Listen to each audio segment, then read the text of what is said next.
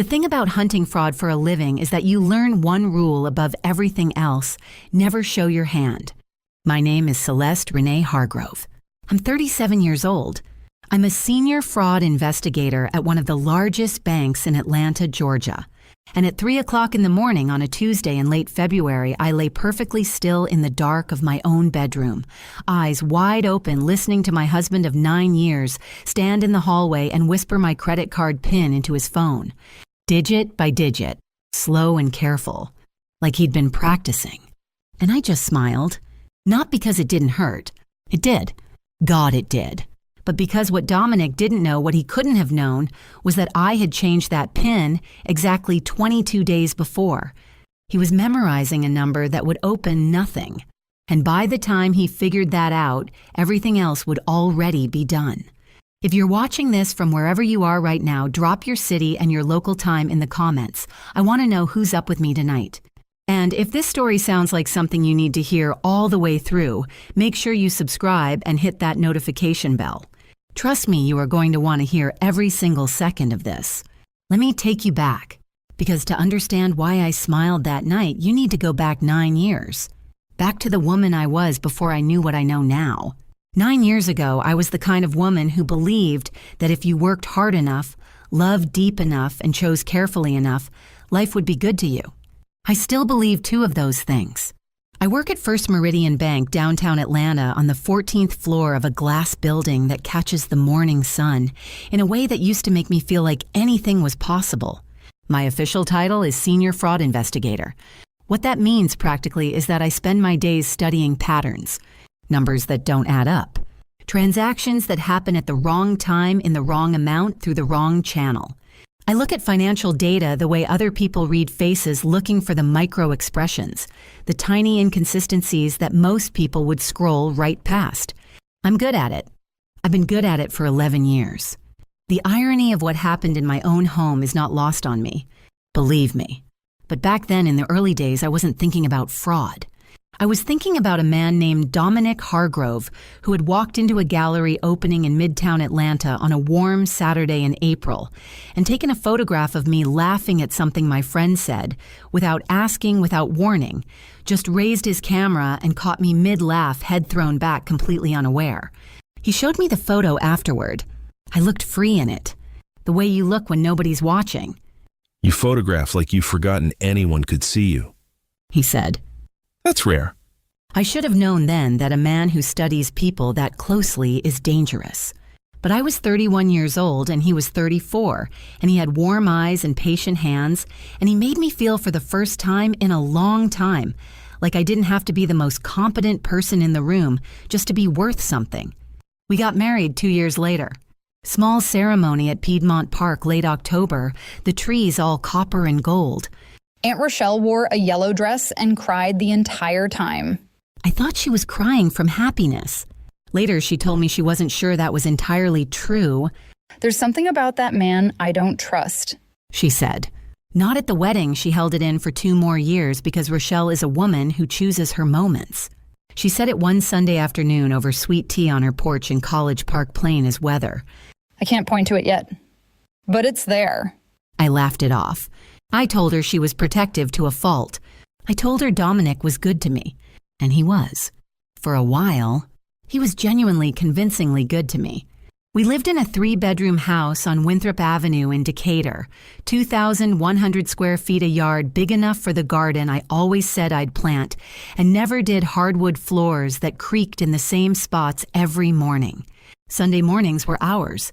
That's the thing I keep coming back to when I think about what we had before everything broke. Sunday mornings. Dominic would wake up before me and make coffee, real coffee, not the pod kind. By the time I came downstairs, the kitchen smelled like French roast and whatever he'd decided to cook that day. Sometimes eggs. Sometimes pancakes. Once inexplicably homemade beignets that he'd found a recipe for at 2 a.m. We'd eat at the kitchen table with the back door open. He'd talk about whatever shoot he had coming up that week. I'd tell him about whatever case was giving me headaches.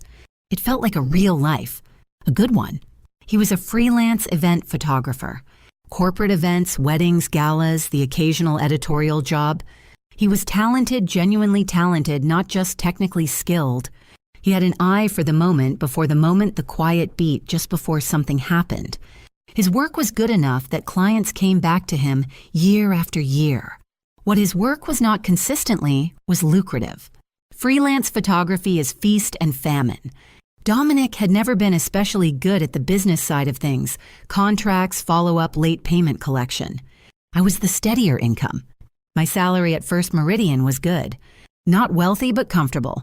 $87,000 a year, plus performance bonuses that averaged another $12,000. We were fine. More than fine. I told myself that the income difference didn't bother him. He never said it did. But looking back now, I can see it. The small tightening around his jaw when I'd mention a promotion. The way he'd change the subject when his friends asked what he'd been shooting lately, and the honest answer was not much. Dominic cared about status more than he ever admitted. I was too busy being in love to read the subtext. The other person I was too busy being in love with, not romantically, but in the way you love someone who has been your person for 15 years, was Portia Wynn. We met our freshman year at Spelman.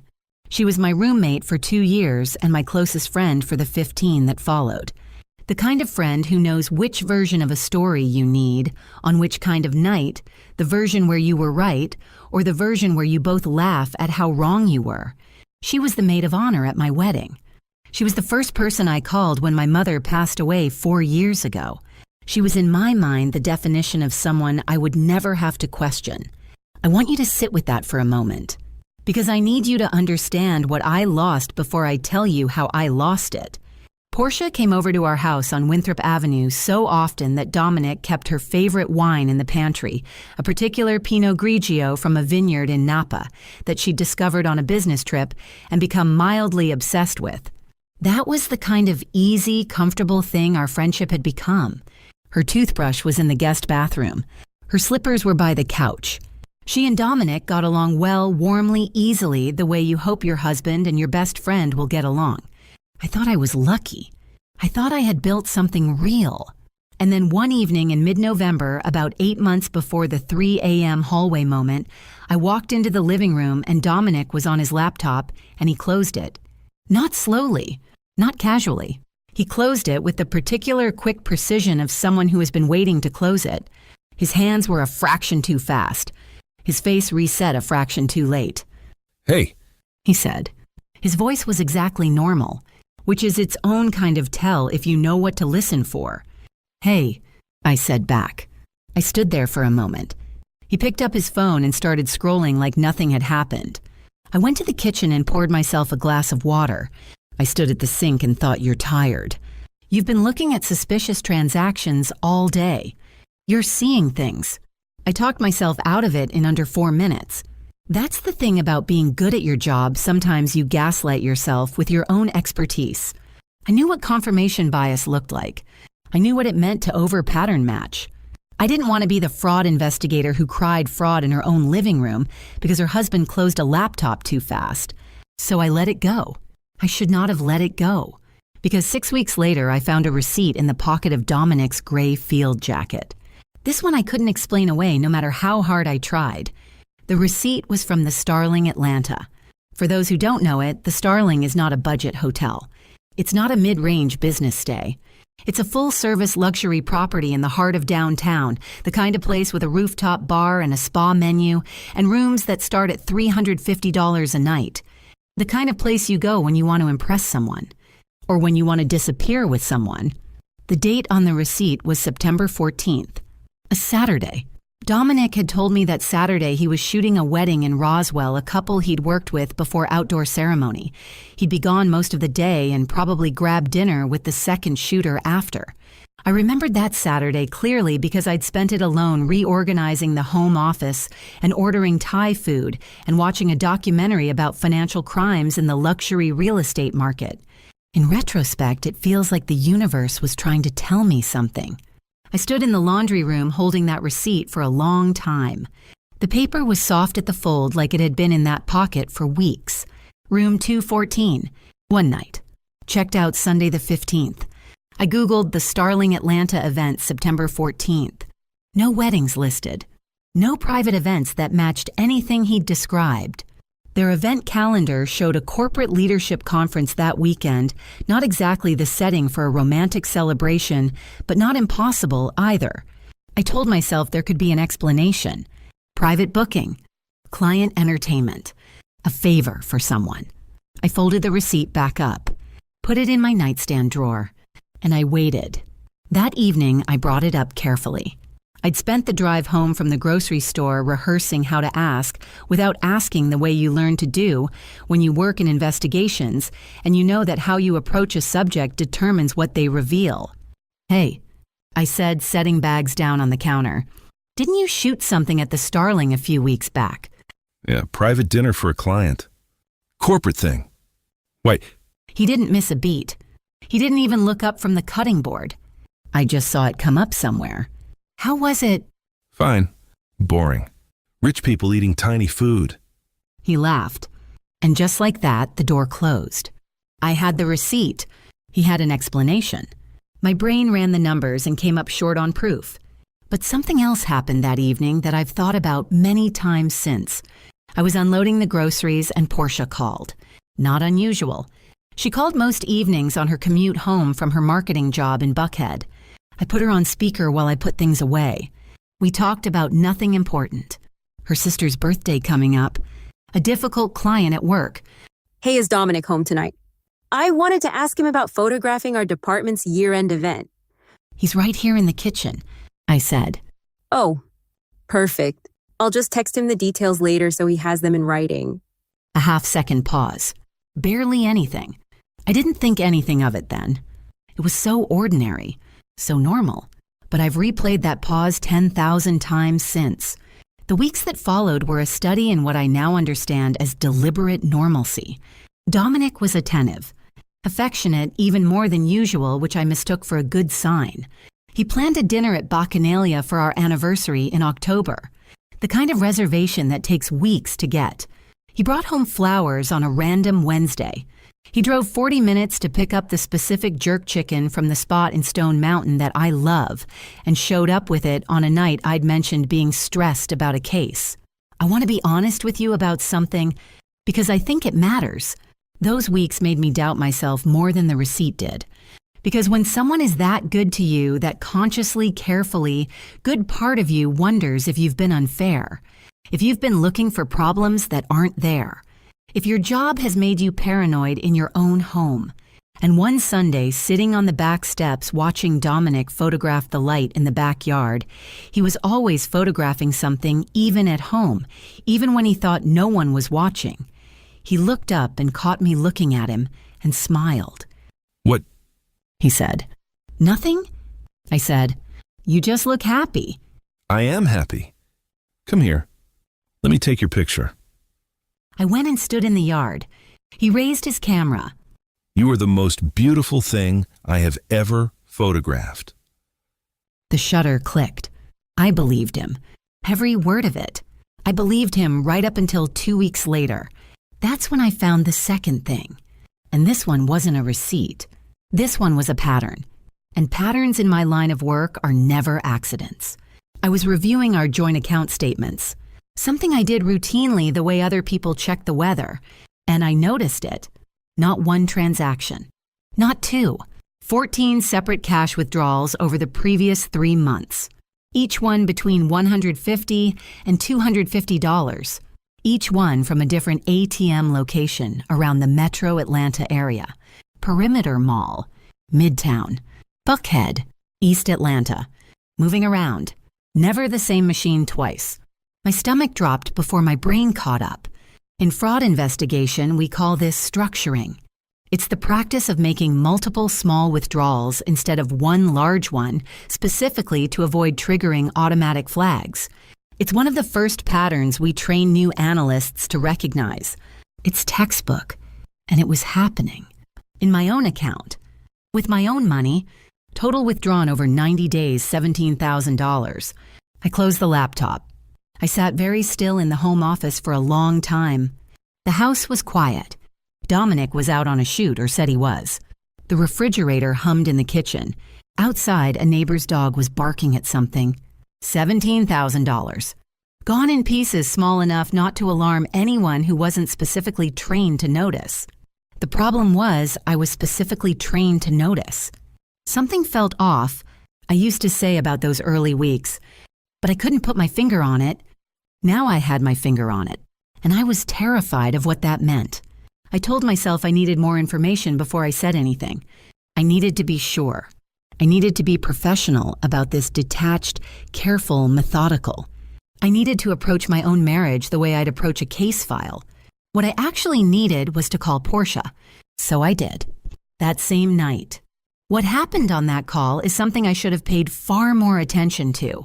Because Portia, my best friend of 15 years, the woman whose slippers were by my couch and whose favorite wine was in my pantry, said something that night that I have not forgotten. Girl, you need to stop letting that job mess with your head. Dominic loves you. Don't be that wife. Don't be that wife.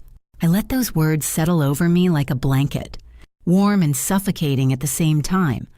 You're right, I said. You're probably right. But I was already going back to the statements in my head, and nothing about what I was seeing felt like something I was imagining. I did not confront Dominic that night. I've asked myself many times since whether that was wisdom or cowardice, whether the professional detachment I prided myself on was genuine composure or just fear dressed up in a business suit. I still don't have a clean answer. What I know is that I went to bed that night next to a man I had loved for 9 years, and I stared at the ceiling and I ran numbers in my head until the sky outside the window started going gray. $17,000, 14 transactions, 3 months. I needed one more data point. Just one. The next morning, a Saturday, I told Dominic I was going into the office for a few hours. A half-truth, I did have a report to finish. On my way out, I did something I had never done in 9 years of marriage. I checked the pocket of every jacket hanging in his side of the closet. 3 jackets. Nothing in the first. A gas station receipt and a lens cap in the second. In the third, his black wool coat, the one he wore to evening events, I found a folded piece of paper. Not a receipt this time. A handwritten note. 5 lines. No greeting. No signature. Just numbers. Account numbers, I realized. And a routing number. Below that, 2 words written in handwriting I didn't recognize. Almost ready. I photographed it with my phone. Put it back exactly as I'd found it. Walked to my car. Sat in the driveway for 6 minutes before I trusted my hands enough to drive. Almost ready. Ready for what? For whom? I spent that Saturday at the office not finishing my report. Instead, I pulled every piece of financial education I had about asset transfer schemes. The kind that happen in divorce proceedings. The kind where one spouse moves money out of joint accounts in the months leading up to a separation. Quietly. Incrementally. Making it look like normal spending. I read case files I'd worked on years ago. I pulled up articles. I sat in my glass office on the 14th floor with the Atlanta skyline spread out in front of me. And I built a framework around what I was seeing. What I was seeing looked less like a cheating husband and more like a man preparing an exit strategy. That distinction matters because cheating, as devastating as it is an emotional crime. What I was looking at had the shape of a financial one. I drove home that afternoon with my face arranged into something that looked like normal. Dinner was already started when I got in. Dominic at the stove. Music on. A glass of wine poured and waiting on the counter for me. That was how he operated. Thoughtful gestures on top of a rotten foundation. I picked up the wine. I said thank you. I asked about his day. And then because I could not help myself, because 11 years of training had made a certain kind of patience impossible for me, I asked him about the withdrawals. Hey, I was looking at our account statements earlier. There are some cash withdrawals I don't recognize. Do you know what those are from? The spoon in his hand kept moving. 1 slow stir. 2. What withdrawals? About 14 of them. Over the last 3 months. Different ATMs. Adds up to around 17,000. He turned from the stove then. Not fast. Controlled. Deliberate. He looked at me with an expression I can only describe as manufactured patience. The look of a man who has rehearsed this moment. Celeste, some of that is deposits for venues. Some of it is tips, cash tips for coordinators and assistants on shoots. You know how that works. Vendors don't always want to wait for a check. 14 separate transactions. It's been a busy season. $17,000 is a lot of tips, Dominic. He set the spoon down. His face changed. Not dramatically. Just a shift, a tightening, a door closing behind his eyes. You know what? I don't come to your office and question your expense reports. I'm running a business. There are costs you don't see because you don't ask about them until you decide there's a problem. He paused, then quieter with a particular kind of contempt wrapped in a smile. You're a fraud investigator, not my wife right now. What is this, an interrogation?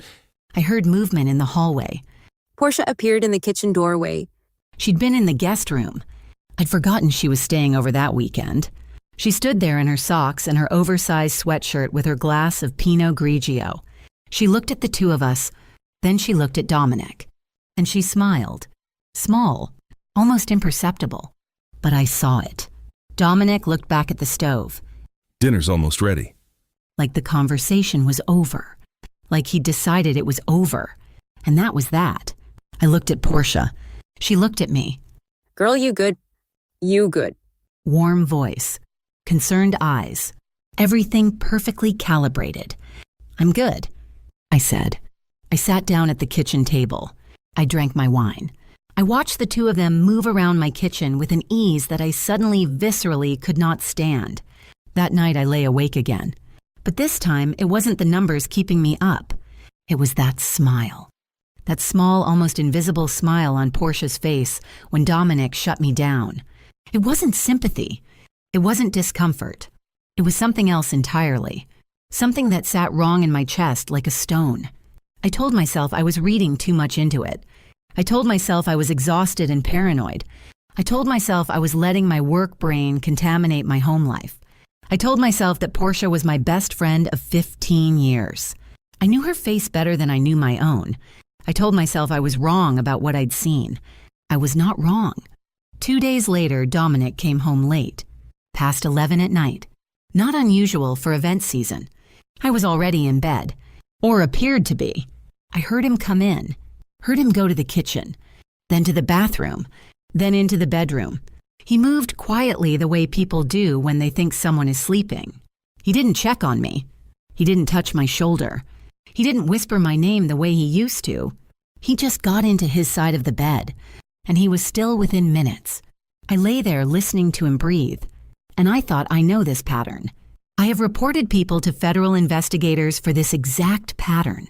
The structuring, the account numbers, the note that said almost ready, the cash moving through different ATMs across the city like it was trying not to be followed. I know what this is. The question was no longer whether something was wrong. The question was how deep it went. And the answer to that question, the full, devastating, complete answer, was closer than I knew. Because in less than 3 weeks, I would be lying awake at 3 a.m. I would hear my husband's voice in the hallway, and everything I thought I understood about my life would rearrange itself into something I was finally ready to face. But before that night, things got worse. Much worse. 3 days after the kitchen confrontation, Dominic came home with takeout from my favorite spot in Decatur jerk chicken and festival bread from a little Jamaican place on Commerce Drive that we'd been going to since the first year we were together. He set it on the table with paper plates and candles. The actual candles we kept in the drawer for power outages. I'm sorry about the other night. I got defensive. You had a fair question. And just like that, I almost let it go again. That is the thing nobody tells you about being in a relationship with someone who is manipulating you. It's not all coldness and cruelty. It's warmth and cruelty alternating so smoothly that you start to believe the warmth is the truth and the cruelty is just the bad days. You keep waiting for the good version of them to show up permanently. And while you're waiting, they are doing whatever they need to do. I thanked him for dinner. I ate the jerk chicken. I did not mention the account statements again, but I also did not stop looking. I started keeping a separate log, not on any device in the house, not on my work computer, in a small spiral notebook I kept in my gym bag. the one place in our home that was entirely mine. Dominic had never once expressed any interest in it. Every transaction I noticed, every date, every amount, every ATM location. I wrote it all down in the same shorthand I used at work, the kind that would look like nonsense to anyone who didn't know the system. By the end of that first week, the log had 2 pages. By the end of the second week, it had 5. And then came the evening that broke something open that could not be closed again. It was a Friday in early December.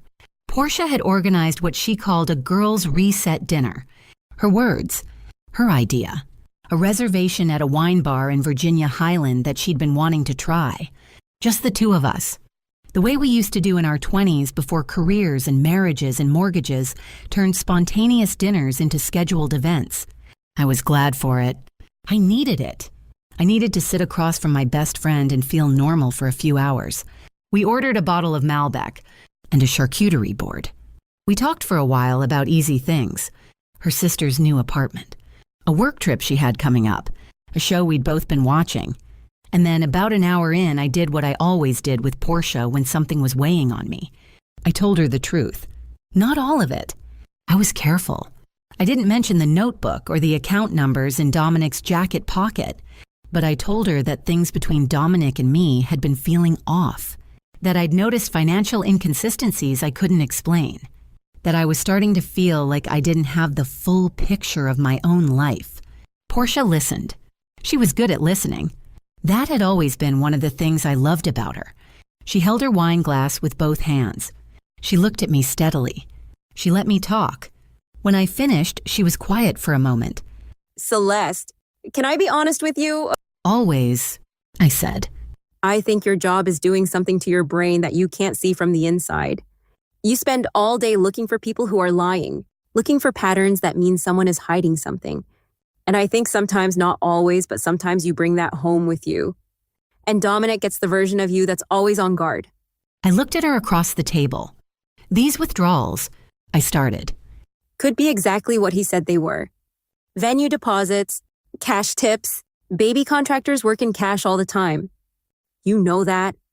She reached across and covered my hand with hers. I know you're scared. I know something feels off, but I also know that man loves you. Before you go down a road, you can't come back from ask yourself whether you're looking for evidence of a problem or whether you're looking at a problem that's actually there. She squeezed my hand. Don't be that wife. The exact same words as before. I looked at her hand over mine. Her nails were freshly done, a deep burgundy. The same shade she'd been wearing for the past 2 months. The same shade I'd seen in a photo on Dominic's phone when he'd asked me to pass it to him one evening. The screen had been visible for just a second. I hadn't thought anything of it then. I thought about it now. I pulled my hand back slowly. I picked up my wine glass. You're probably right, I said. But something had shifted. Quietly. Completely. The way tectonic plates shift. No noise. No warning. Just the ground rearranging itself under your feet. The following Saturday was the moment I understood that whatever this was, it was larger than a bad patch in a marriage. Our neighbors on Winthrop Avenue, the Delacroix, were having a small holiday gathering. A couple we'd been friendly with for 4 years. 12 people in a warm house. Good food. Too much wine. The kind of neighborhood evening that usually left me feeling like Atlanta was exactly the right place to have built a life. I did not feel that way this particular evening. We were about an hour in, standing in the Delacroix living room with full plates. Dominic's colleague from a commercial shoot he'd done the month before, a man named Trevor, started asking about his business, how things were going, whether he'd picked up any new corporate clients lately. Dominic launched into a story about a recent gig, an upscale corporate retreat he'd photographed somewhere in Buckhead. Very exclusive, very lucrative. He was animated. Expansive. The version of himself he was when he felt like the most interesting person in a room. Then Trevor said something, asked about his secret, how he landed those kinds of clients. Honestly, having a wife who's a fraud investigator doesn't hurt. Keeps me honest. He paused, waited for the laugh. Got it. Though sometimes I think she's more interested in auditing me than actually being married to me. Last week she interrogated me about cash withdrawals like I was one of her cases. More laughter. Warm. Polite. The kind of laughter that doesn't mean anything. I stood there with my plate in my hand, my face completely still. Trevor looked at me with a sympathetic smile. The kind men give women when another man has just said something reductive about them in public and everyone is pretending they didn't notice. Sounds like you can't get away with anything, he said to Dominic. Not a thing. Right, baby. I smiled, raised my glass slightly, said nothing. But inside something that had been soft went hard. The last wire holding something in place snapped clean. Every lie he had told me, every cash withdrawal, every careful practiced explanation, every time he had looked me in the eye in our own kitchen and made me feel like I was the problem. And now, in a neighbor's living room in front of people we saw at block parties and school fundraisers, he had just made me the punchline of a joke about my own suspicions. He thought that was safe. He thought that was funny. He had no idea that the woman standing across from him with a wine glass and a steady smile had just made a decision. I was done waiting to be sure. I was going to find out exactly what was happening. All of it. Every piece. And nobody, not Dominic, not Portia, not the version of myself that kept making excuses was going to talk me out of it. I want to tell you about the night everything changed. Not the 3 a.m. hallway moment that came later. I mean, the night before that. The Sunday evening when I finally stopped being careful and started being deliberate. Dominic had gone to bed early. He'd been tired all weekend, or said he was. The kind of tired that looks more like distraction than exhaustion. The kind where a person is physically present, but mentally somewhere else entirely. By 9:30, he was asleep. Or appeared to be. I'd learned by then not to assume. I went to the kitchen, made chamomile tea, sat at the table for a while doing nothing, just listening to the house, the refrigerator, the heat cycling through the vents, the particular silence of a home that is holding secrets. Then I went to the living room. I opened Dominic's laptop. He had never put a password on it. In 9 years, neither of us had. It was one of those small acts of trust that you don't think about until you do. The open laptop on the coffee table. The phone left unlocked on the counter. The implicit agreement that said, I have nothing to hide from you. The browser had 6 tabs open. Photography forums, a weather app, a rental car site, and his email. I almost closed it. I want to be honest about that. I sat there with my hands on the keyboard. I felt the full weight of what I was about to do. Cross a line that once crossed could not be uncrossed.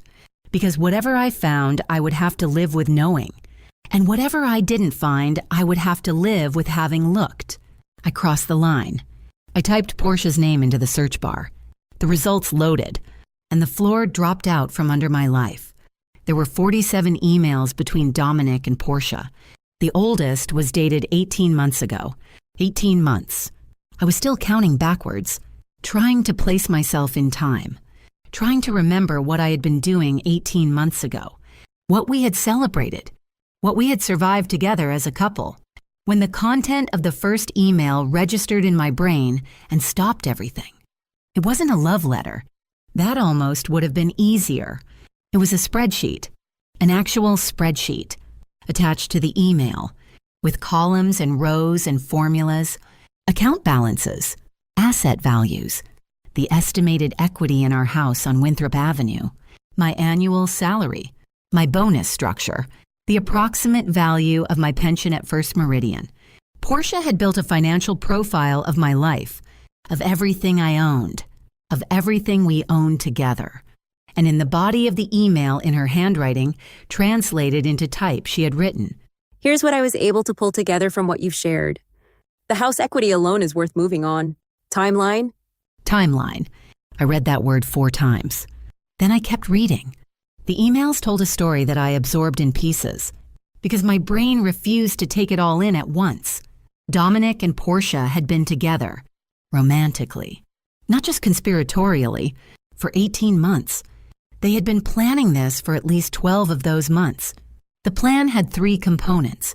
First, Dominic would establish a pattern of cash withdrawals from our joint account. Small enough not to trigger automatic alerts, large enough to build a reserve.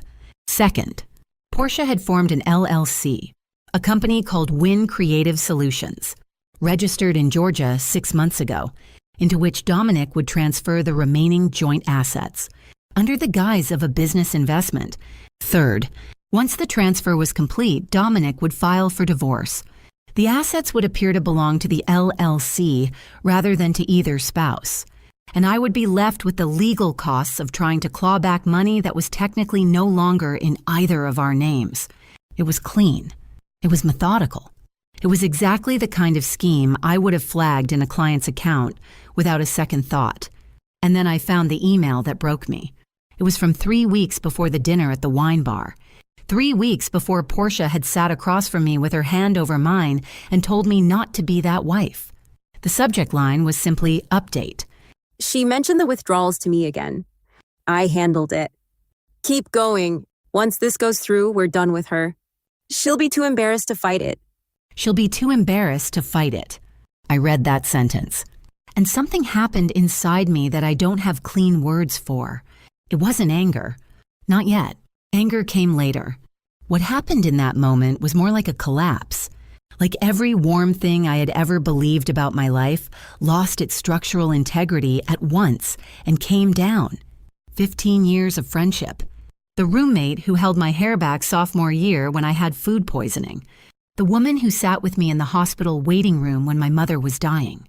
The maid of honor in my wedding photos, laughing with her whole face, arm around my shoulders. She'll be too embarrassed to fight it. I closed the laptop. I walked to the bathroom. I turned on the shower. I sat down on the tile floor with my back against the tub.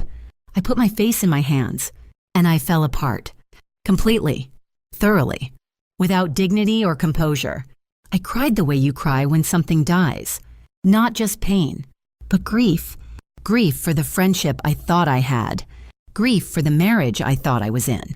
Grief for the version of myself that had sat at that wine bar and believed every careful word. I don't know how long I sat there. Long enough for the tile to get cold under me. Long enough for the shower steam to make the mirror fog over completely. And then something shifted. Quiet at first.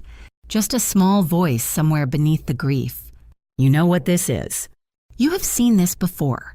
You know exactly what to do. I stood up. I washed my face. I looked at myself in the fogged mirror. Just my outline. Blurred at the edges. Indistinct. And I thought not for long. I went back to the laptop. This time I wasn't reading for pain. I was reading for evidence. I went through every email methodically. The way I work a case file. I noted dates. I noted amounts. I noted the name of the LLC, the name of the bank where it was registered, the routing number in one of the later emails. It matched the routing number on the piece of paper I had found in Dominic's jacket pocket weeks before. Almost ready. That note had said. Now I understood what they were almost ready for. And then at 2:47 in the morning, while I was still sitting at the kitchen table with the laptop and my now cold tea, I heard Dominic's footsteps in the hallway above me, moving quietly, carefully.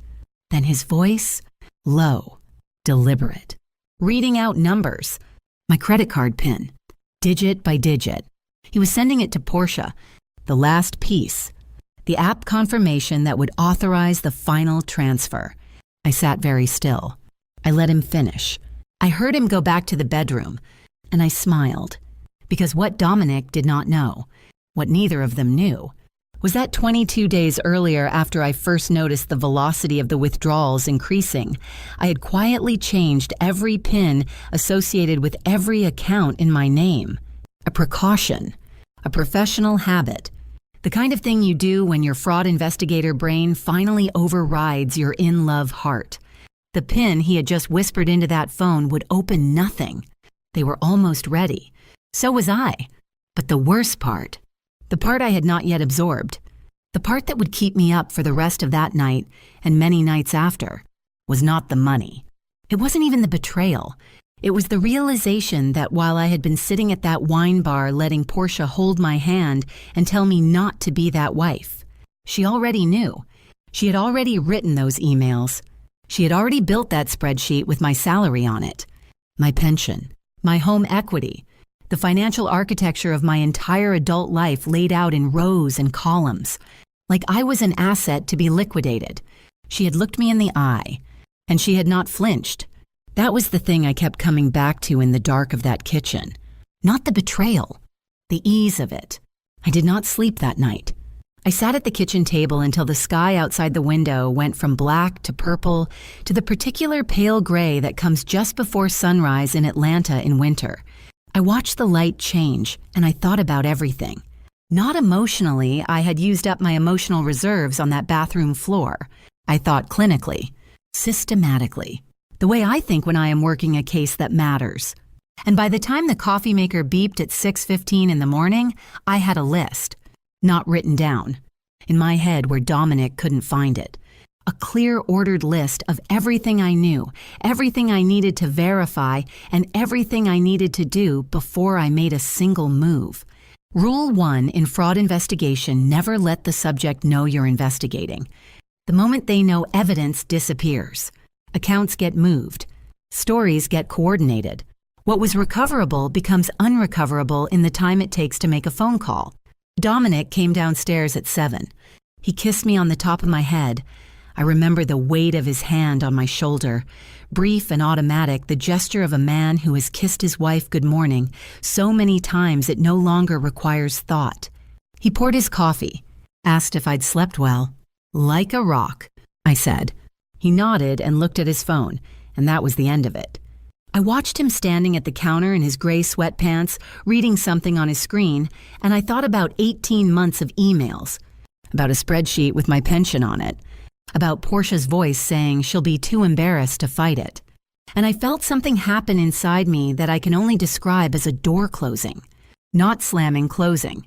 Quietly, completely, with a soft click that meant it was locked from the inside now. Something shifted in me that morning. Not sad quiet. A different kind. The kind of quiet that happens when you stop waiting for things to make sense and start deciding what to do about them. I went to work. My first stop was not my office.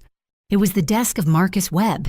Marcus is our head of internal security and IT compliance at First Meridian, a quiet, methodical man from Memphis who has worked at the bank for 14 years and who I have eaten lunch with approximately 300 times in the past decade. He knows my work. He knows how I think. And on that Monday morning, I sat down across from him in his corner office with the door closed, and I told him what I needed. Not what had happened. Not the personal details. I framed it the way I would frame any case referral, as a pattern of financial activity in a joint account that showed the structural characteristics of coordinated asset movement. Structuring. Possible premeditated transfer to a third-party entity. Marcus listened without interrupting. When I finished, he looked at me for a long moment. "Is this account yours?" he said. Yes. He nodded once, slowly. He didn't ask anything else about the personal situation. He understood what it had cost me to sit in that chair. He pulled up his intake form and said, "Walk me through the transaction dates." I walked him through all of them. Marcus flagged the account for internal compliance review that same afternoon. Under bank policy, a pattern of structured withdrawals of that nature, 14 transactions, varying amounts, rotating ATM locations, met the threshold for a suspicious activity report to FinCEN, the Financial Crimes Enforcement Network. The process, once initiated through proper internal channels, would move on its own timeline independent of me, independent of my personal situation. It was no longer just my word against Dominic's. It was a paper trail with institutional weight behind it. I drove home that evening feeling for the first time in weeks like I was standing on solid ground. My second move was Aunt Rochelle. I called her from my car parked 2 blocks from the house engine running for the heat. It was December in Atlanta, not brutal cold, but the kind of damp chill that gets into your joints if you're not moving. I sat there with the heat blowing and I told Rochelle everything. The receipt, the withdrawals, the emails, Portia. Rochelle was quiet for a long time after I finished. That's how I knew she was controlling herself. When Rochelle has nothing to say, it means she has too much. He told you I talked about you behind your back. Yes, What did he say? I said. I told her. Another silence. Longer this time. Celeste, I have never said a negative word about you to anyone in my life, let alone behind your back. That man looked me in the eye at your birthday dinner 2 years ago and hugged me like family. And the whole time he was... She stopped. I heard her exhale. Baby, I am so sorry. You told me on your porch, I said.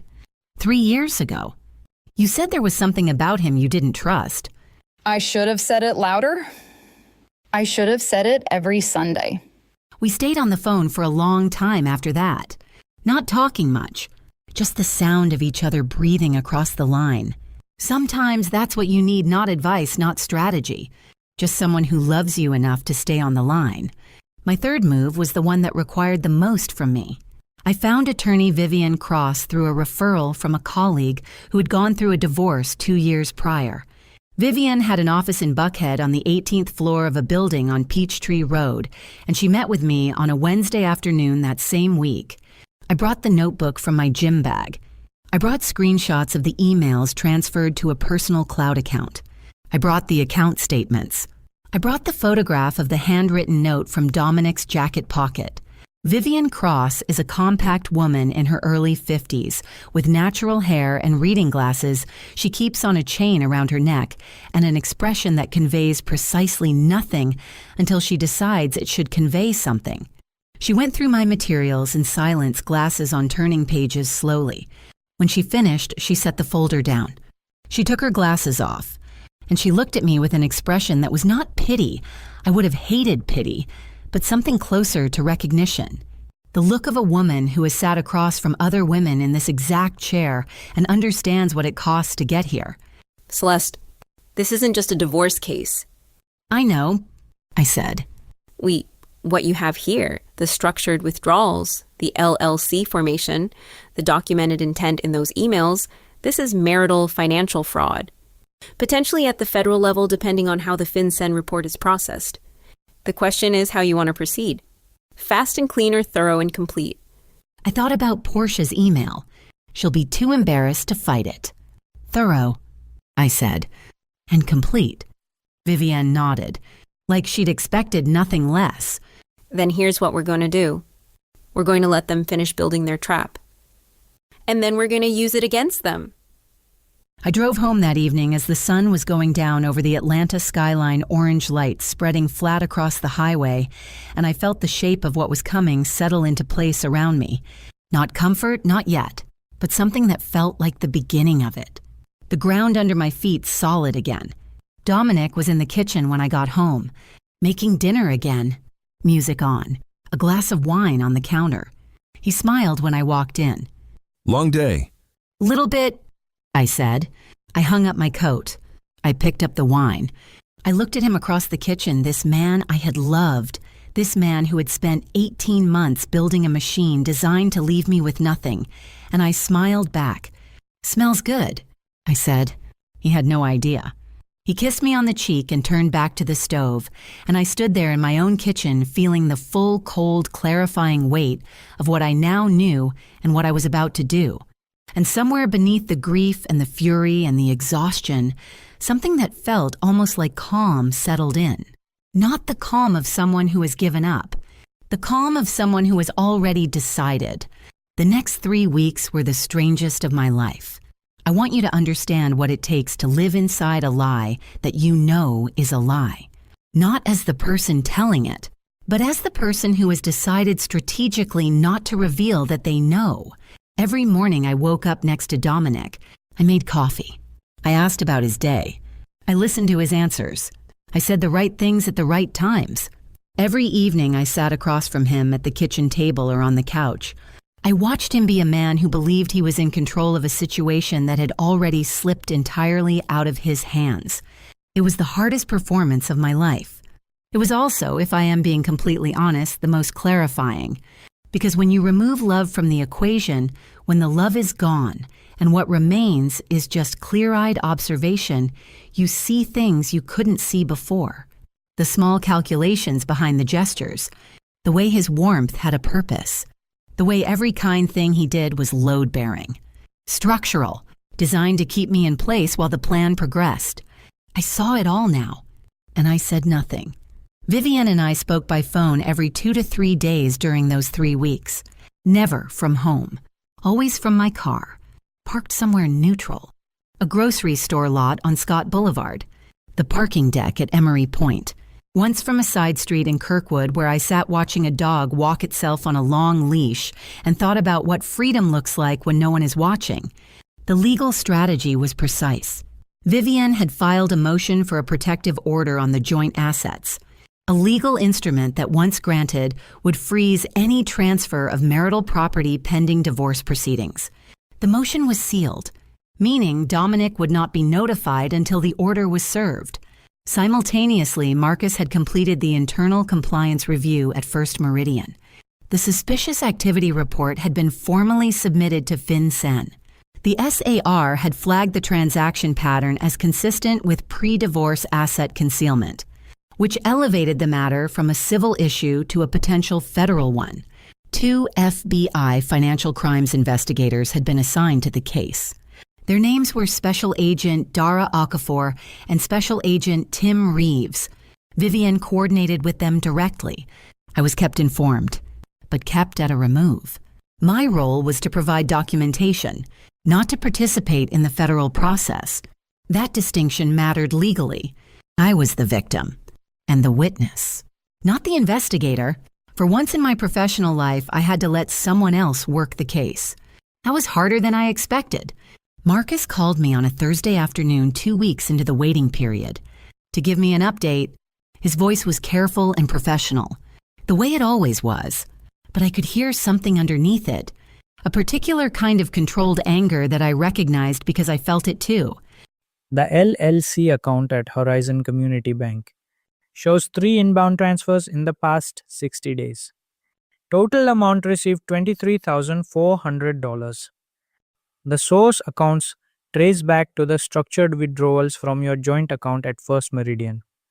$23,400 in a company that Portia had named Win Creative Solutions, with a logo she'd probably designed herself, and a website that probably looked completely legitimate to anyone who didn't know what to look for. All 3 transfers are included in the SAR. The FBI has the full transaction history. Thank you, Marcus, I said. Celeste, A pause. you doing okay? I'm doing what needs to be done. That's not what I asked. I looked out the windshield at the parking lot. A woman was loading groceries into her trunk, her toddler sitting in the cart beside her, both of them laughing at something. Just ordinary life, happening 20 feet from where I was sitting with the pieces of my own. I'll be okay when it's done. He let that stand. We hung up. The day I remember most clearly from those 3 weeks is a Saturday. 10 days before the divorce meeting, Dominic had been in particularly good spirits all week, relaxed, almost buoyant, the way people get when they can see the finish line. He'd been talking vaguely about a photography workshop in Miami he wanted to attend in the spring. He'd bought himself a new camera body. He'd started sleeping better, I noticed. The distraction was gone from his eyes. He was so close to what he wanted that he could feel it. That Saturday evening, we were sitting in the living room after dinner, him on his side of the couch, me on mine, some show on TV that neither of us was actually watching. Celeste, I think we need to have a real conversation about us. About where things are? I looked at him. I think we've grown apart. I think we both know it. And I think it might be time to be honest about that. He was watching me carefully, looking for the reaction, the hurt, the panic, the desperate bid to save the marriage, the reaction of a woman who doesn't know what's coming. I kept my face very still. I let a beat pass. 2. You might be right. We can talk about it. Something moved across his face then. Relief. He had expected resistance and gotten agreement. The relief was genuine, unguarded. For 1 second, I saw the real him. Not the manufactured warmth, not the practiced patience. Just a man who was glad this part was almost over. Okay, good.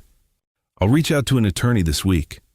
Sure, I said, He nodded, turned back to the TV, his shoulders visibly relaxed. I smiled at him across the couch. He didn't see it. Let him enjoy these last few days of feeling powerful. I thought, let him have them. Every single one. 3 days later, I was in my car outside the house at 11 at night.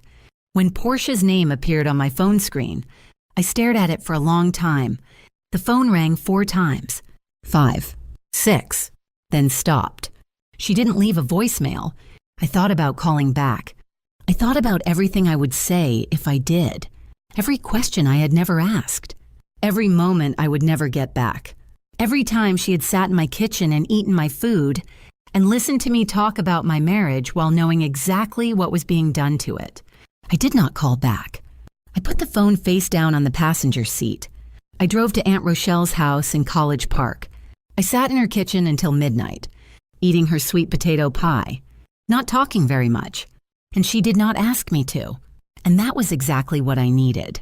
2 days before the scheduled meeting at Vivian's office, I got a call from Special Agent Okafor. She wanted to confirm the logistics. She was professional, thorough, unhurried. The kind of calm that comes from doing a job well and knowing it.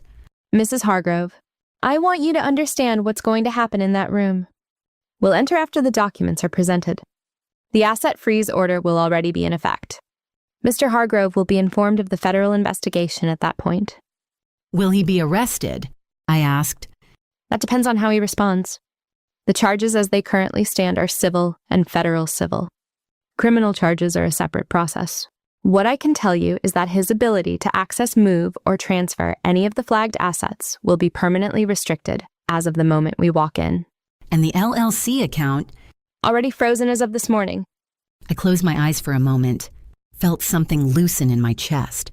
$23,400, sitting in a frozen account under Portia's name, going nowhere. Thank you, I said. Thank you, Mrs. Hargrove. You built a clean case. Made our job considerably easier. I hung up, sat quietly for a moment. Then I thought about Dominic, somewhere across town, probably still buying himself things in anticipation of his new life, still making plans, still believing he had won. I thought about Portia, who had not called back. I thought about the woman who had sat on a bathroom tile floor in December and could not stop crying. And I thought, one more day, just one more day, and then it's done. I drove home, made dinner, set the table. When Dominic walked in and smiled and said, "Smells good," I handed him his plate. "Sit down. Eat." I watched him eat. I said nothing. I smiled at him across the table, and he had absolutely no idea what was coming. The morning of the meeting, Dominic woke up early. I heard him in the bathroom shower running longer than usual, the particular sounds of a man preparing himself carefully.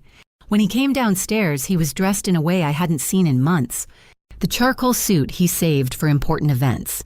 A tie I'd given him 3 Christmases ago, deep burgundy, which he straightened twice in the hallway mirror before picking up his keys. He looked good. He knew he looked good. That was the point. I was already at the kitchen table with my coffee when he came in. He paused in the doorway and looked at me. I was wearing a plain dark blazer, hair pulled back, nothing remarkable, and something moved across his face. A brief recalculation. He had expected maybe that I would show up to the dissolution of our marriage looking diminished, undone. You ready? He said. "I've been ready," I said. We drove separately. That had been his suggestion, and I had agreed without argument. He wanted to arrive in his own car, leave. In his own car, close the door on this chapter of his life cleanly and on his own terms. I understood that now in a way I hadn't before. Everything Dominic did was about control. The appearance of it, the feeling of it, the ability to decide how things looked. Vivian's office was on the 18th floor of a building on Peachtree Road in Buckhead. Floor-to-ceiling windows. Atlanta laid out below in every direction, pale winter light coming off the glass towers downtown. It was the kind of room that made you feel if you were in the right position, like you were above everything. Dominic was in the right position, or thought he was. He arrived 3 minutes after I did and walked in with his attorney, a man named Gerald Park, real estate lawyer, doing a favor, clearly not a divorce specialist, and he shook hands with Vivian with the easy confidence of someone who believes the meeting is a formality. His eyes moved around the room, quickly cataloging. 2 chairs on one side of the table, 2 on the other. A folder in front of Vivian. A glass of water in front of each seat. Nothing that looked unusual. He sat down across from me, and for a moment we just looked at each other across that table. 9 years of Sunday mornings and jerk chicken from Commerce Drive, and October anniversaries, and every small, ordinary thing that makes up a life. I looked at him and felt not love, not anymore, but something adjacent to grief. The ghost of what I had believed this was. Then he smiled, and the grief dissolved. It was a particular smile. I had seen it once before in the Delacroix' living room, standing in a circle of neighbors right before he made me the punchline. The smile of a man who believes the power in the room belongs to him. Celeste, He said, and his voice was warm and final like a door closing. I want you to know I don't have any hard feelings about this. Life takes people in different directions. I just think it's better for both of us to be honest about where we are. Gerald Park nodded slightly beside him. I said nothing. Dominic took that as uncertainty. I watched him read it that way, watched the small expansion of confidence in his posture, the way his shoulders settled back. He leaned forward slightly. You're a smart woman. You've always been a smart woman. I think you know this is the right thing. A pause. Loaded, deliberate. And honestly, you're too smart to fight over things that were already decided a long time ago. Already decided. He was telling me in the smoothest possible language that the assets were already gone, that he had already won, that this meeting was theater. I looked at him across the table and I thought, say it one more time. Just one more time. And then, as if the universe had been listening, Gerald Park slid a document across the table toward Vivian and said, "Our proposed division of marital assets. We think you'll find it's quite straightforward." Dominic sat back, crossed one leg over the other, the picture of a man at ease. And then, because he could not help himself, because the Kyung-gao in him had been building for 3 weeks and it needed somewhere to go, he looked directly at me and said with a smile that I will remember for the rest of my life, What are you going to do, Celeste? Audit me? The same words. The exact same words from my own kitchen from the evening Portia had sat in the doorway with her wine and her small smile, and I had swallowed my fury and said nothing. He thought it was a callback to a moment he had won. He had no idea it was the last thing he would say from a position of power for a very long time. Vivian did not reach for Gerald Park's document. Instead, she opened the folder in front of her and removed a different set of papers, thicker, bound with a metal clip. She placed them on the table without drama, without ceremony, and said in the tone of someone who has done this before and will do it again. Before we proceed, there are some additional matters that need to be addressed. Dominic looked at the papers, then at Vivian, then at me. What is this? He said. This, Vivian said, is a court-issued protective order freezing all marital assets pending a finding of fraud, signed by Judge Patricia Edmonds of the Fulton County Superior Court at 9:15 this morning. The color left his face. Not gradually, quickly, like water draining from a glass. One moment he was the charcoal suit and the burgundy tie and the crossed legs and the smile, and the next moment he was something else entirely, something smaller. That's... Gerald Park started. The door behind Dominic opened. Special Agent Dara Okafor walked in first badge already out, followed by Special Agent Tim Reeves. They were unhurried, professional. The particular calm of people who are exactly where they expected to be.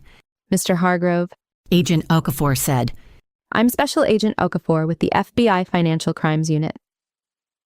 I need to inform you that you are currently the subject of a federal investigation into marital asset fraud and financial structuring in violation of federal banking law. The room was very quiet. Dominic's hands were flat on the table. I watched them start to tremble, a fine, barely perceptible trembling, like something vibrating at a frequency just below visible. The pen he'd brought, the good pen, The weighted silver one he'd bought himself 2 months ago with money from our joint account rolled sideways and fell off the edge of the table. He didn't move to catch it. He turned to look at me, and his face, that face I had looked at across Sunday morning kitchen tables for 9 years, was unrecognizable, not with anger, with fear. Pure, unadorned, finally honest fear. Celeste. His voice came out wrong. Cracked at the first syllable, thin and strange, nothing like the voice that had delivered practiced speeches and smooth explanations, and the particular warmth of a man who knew how to perform love. The account at Horizon Community Bank, Agent Okafor continued as if he hadn't spoken. registered to win Creative Solutions, LLANC, has been frozen as of yesterday morning. All funds currently held in that account, totaling $23,400, are subject to federal seizure pending resolution of the investigation. Gerald Park was very still beside him, the look of a man calculating exit strategies. Dominic's jaw worked. No sound came out. Sweat had appeared at his temples. I could see it catching the light from the windows, the pale winter Atlanta light that had always made me feel like anything was possible, and I thought, there it is. There is the truth of you finally on the outside, where everyone can see it. His knees moved under the table. I heard his chair scrape slightly, his body trying to stand his legs, not cooperating. He grabbed the edge of the table with both hands and stayed seated, and the trembling in his hands moved up into his arms. This is... He started. Stopped. I want a lawyer. You have one, Agent Reeves said, glancing at Gerald Park, though you may want one with a different specialty. Gerald Park was already gathering his papers. I looked at Dominic across the table. I had thought about this moment for 3 weeks. I had imagined what I would feel triumph, maybe, or the cold satisfaction of someone who has executed a plan precisely. I had not expected what I actually felt, which was something quieter, something that felt more than anything like the end of a very long holding of breath. I spoke for the first time since he'd walked into the room. You asked me what I was going to do, I said. My voice was steady. You asked me that in our kitchen in front of Portia, and you asked me again 5 minutes ago at this table. Audit you. I paused. Yes, Dominic, that's exactly what I did. He opened his mouth, closed it. And while you were busy building your exit, I continued, I was building mine. The difference is mine is legal. Celeste? His voice was barely above a whisper now, the voice of a man who has run out of performance. Please, just let me explain. I can fix this. I'll put the money back. Please. I looked at him for a long moment. This man, this suit, this pen rolling on the floor. You're not sorry, I said. You're just sorry you got caught. I picked up my bag. I stood up. You told me once that I was too smart for my own good, I said. Always investigating everything except what was right in front of me. I buttoned my blazer. You were half right. I was investigating everything. I just gave you time to finish so you couldn't undo it. I nodded to Vivian. She nodded back. I walked to the door. Behind me, I heard Dominic say my name once more, a raw, broken sound, nothing left of the warmth or the control or the charcoal suit confidence. Just a man in a room finally alone with what he had done. I did not turn around. I walked to the elevator. I pressed the button. I stood in the mirrored elevator doors and looked at my own reflection. Dark blazer hair, back eyes clear, and for the first time in months, the woman looking back at me was someone I completely recognized. The elevator opened onto the lobby. I walked out into the pale winter light, and I did not look back once. 3 months later, I signed a lease on a 1-bedroom apartment in Midtown Atlanta. 7th floor. East-facing windows that caught the morning sun the way the 14th floor of First Meridian used to that particular Atlanta light gold, and unhurried coming through clean glass into a space that was entirely, uncomplicatedly mine. No one else's coffee preferences in the kitchen. No one else's schedule on the refrigerator. No sounds in the hallway at 3 a.m. except the building settling into itself the way old buildings do. I stood in the empty apartment the morning I got the keys, just me and the light and the hardwood floors, and I took a long breath and let it out slowly. And the air in my lungs felt different than it had in a very long time. lighter, like I could finally breathe again.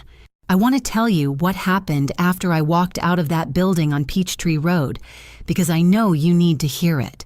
The full accounting. Not just the moment the trap closed, but the aftermath, what it looked like when the dust finally settled and everyone had to live in the reality they had built. Dominic retained a criminal defense attorney within 48 hours of the meeting. Gerald Park, as Agent Reeves had predicted, was not that attorney. The federal investigation moved forward on its own timeline. These things take months, sometimes years, and I will not pretend that the legal process is as clean and swift as the moment of revelation. But certain things happened quickly. The protective order on the marital assets held. The $23,400 in the Win Creative Solutions account was seized and returned to me by court order within 6 weeks, every dollar, plus the full amount of the structured withdrawals from our joint account, which Vivian successfully argued constituted fraudulent dissipation of marital assets under Georgia law. The house on Winthrop Avenue was sold as part of the divorce settlement. I received 58% of the equity. Dominic received the rest. Less attorney fees. Less the civil judgment Vivian pursued for the documented financial harm. By the time everything was calculated and settled, what he walked away with was considerably less than he had planned for and considerably less than he deserved for his troubles, as Aunt Rochelle put it, which made me laugh for the first time in what felt like months. His photography business did not survive the year. The corporate clients who had known us as a couple, the ones whose events he had photographed, whose offices I had attended holiday parties, and whose assistants had sent us Christmas cards, they heard what had happened, the way Atlanta hears things, through the particular efficient grapevine of a city that is large enough to be a city and small enough to be a town. The contracts did not renew. The referrals stopped coming. A man whose professional reputation depends on being trusted in intimate spaces, weddings, celebrations the moments people want documented, cannot easily recover from being known as the man who tried to steal his wife's assets, with a federal fraud investigation attached. Last I heard, he had moved to Charlotte. I do not wish him suffering. I simply do not wish him anything at all, which is its own kind of freedom. Portia. I have thought a great deal about how to talk about Portia, more than about Dominic, honestly, because Dominic I had loved and lost and grieved and processed. The grief had a shape I recognized a beginning and a middle and an end. What I felt about Portia was harder to metabolize, not because the betrayal was worse, though in some ways it was, but because of what it meant about the nature of closeness, about how thoroughly you can know someone and not know them at all. She called me twice in the weeks after the meeting. I did not answer. She sent one text message, 4 words, "I'm sorry. Call me." I read it once and set my phone down and went back to whatever I had been doing, not from cruelty, from clarity. There was nothing she could say that would rearrange what she had written in those emails, nothing that would unbuild the spreadsheet with my salary on it, nothing that would give back the evening at the wine bar when she had covered my hand with hers and looked me in the eye and told me not to be that wife. She knew what she was doing. She did it anyway. That's the whole of it. The LLC was dissolved by court order. Whatever Portia had imagined her life looking like on the other side of their plan, the Miami trip, the new beginning, whatever version of the future they had built together in those 47 emails, it did not materialize. She retained a civil attorney. She cooperated with the federal investigation. Beyond that, I genuinely do not know, and I have made a conscious decision not to find out. What I know is that she is no longer in my life. And the space where she used to be, which I expected to feel like a wound, feels instead like a room I didn't know I was suffocating in until someone finally opened the door. Aunt Rochelle came over the first Saturday after I moved into the Midtown apartment. She brought sweet potato pie and a cast iron skillet she said I needed, and a small succulent in a terracotta pot that she placed on the windowsill in the kitchen, and said, "Something alive.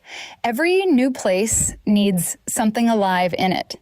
We sat on the floor. I didn't have furniture yet, just boxes in the morning light, and we ate pie out of the pan, and she told me stories about my mother I hadn't heard before, small ones. Funny ones, the kind you only tell when the mood is right. And I laughed so hard at one point that I had to set my fork down, and Rochelle laughed too, and the sound of it filled that empty apartment and bounced off the bare walls, and I thought this is what I was protecting. Not the house on Winthrop Avenue, not the joint account, not the carefully constructed life that turned out to have been built on a foundation that only one of us believed in. This, the laughter, the pie. The person across from me who had loved me truly and continuously and without agenda for my entire life. I went back to work. I was good at my job before all of this. I am better at it now, not because the experience made me more suspicious, but because it made me more precise about the difference between suspicion and evidence, between a feeling and a fact. I had always been good at reading patterns. What I understand now in a way I didn't before is that the hardest patterns to read are the ones you are inside of, the ones where you are not the investigator, but the account. I am working on that, every day a little more. There is a woman I have been seeing not romantically, not yet, just coffee and long conversations on Sunday afternoons at a place in Ponce City Market that makes the kind of biscuits that require a moment of silence before you eat them. Her name is Simone. She is a pediatric physical therapist from New Orleans who moved to Atlanta 2 years ago and who laughs at things I don't expect her to laugh at and is serious about things I don't expect her to be serious about. I do not know what she is or will be. I know that she looks at me like I am a whole person and that I feel in her presence like I am taking up exactly the right amount of space. That is enough for now, more than enough. I think about the woman I was a year ago, sitting at a kitchen table at 3 a.m, listening to her husband whisper a pin that no longer worked into a phone in the hallway, lying perfectly still in the dark, feeling everything. I do not feel sorry for her. I feel proud of her for not moving, for not reacting, for trusting in that moment the part of herself that had been trained for exactly this, to see the pattern, to hold still, to wait for the right moment, and then to act with everything she had. She knew what she was doing, and she did it anyway. If you are listening to this right now and you are in the middle of something that feels like it is breaking you, I want to say this as clearly as I can. The fact that you loved someone who did not deserve it does not make you foolish. It makes you human. The fact that you trusted someone who used that trust against you does not make you weak. It means you were living with your whole heart in a situation that required you to protect it. You are allowed to grieve what you thought you had. You are allowed to be furious. You are allowed to sit on a bathroom floor at 2 a.m. and fall apart completely. All of that is real, and all of that is yours. And then when you are ready, and you will know when you are ready, because something inside you will go very quiet in a particular way, you stand up, you wash your face, you look at your outline in the fogged mirror, and you begin. My name is Celeste Renee Hargrove. I am 37 years old. I am a senior fraud investigator. I have spent 11 years learning how to find the truth inside numbers that were designed to hide it. And I am the most dangerous thing a liar can face. A woman who already knows, who documented everything, who waited, and who walked out of that room without looking back. If this story moved, you drop a comment below, share what hit you hardest, or tell me about a moment when you finally chose yourself. Every story matters, and if you're not subscribed, yet join this community because we tell the truth here, and we do it together. See you in the next one.